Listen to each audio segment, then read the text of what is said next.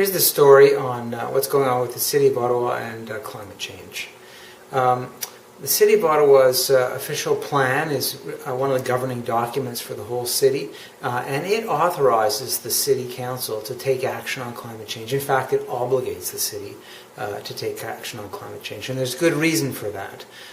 The Clinton Foundation tells us that 70% of greenhouse gases are produced within cities. It's not like they're produced out there somewhere in the rural areas or the woods. And the Federation of Canadian Municipalities, which is like the industry association for Canadian cities, it tells us that 45% of the greenhouse gases produced within a city in Canada is under the jurisdiction of the city.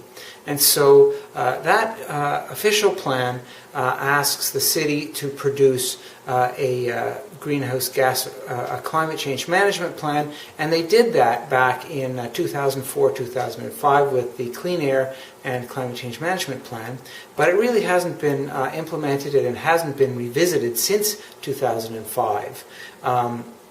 With the current council that came in 2010, and particularly with Maria McRae, the chair of the Environment Committee for the City of Ottawa, we've had some fairly low performance. That 2005 plan set out targets for 20% reduction by 2012, which was in keeping with the targets back at the time, but we haven't reached those. And the report that would have told us how quickly we're moving towards or not towards those targets, there was resistance in releasing it. It was hard to get those numbers, and they show that we haven't achieved it. The deadlines have passed, and unfortunately, the people who are working on these files within the City of Ottawa, some of them have been let go from their employment with the City of Ottawa. The group that was working on it, the sustainability group, they've been disbanded, and the remaining employees distributed to other places. There has not been budget allocated to revisiting the plan, and the targets, now that they've passed and we've missed them, have not been, they're not planning to revisit that.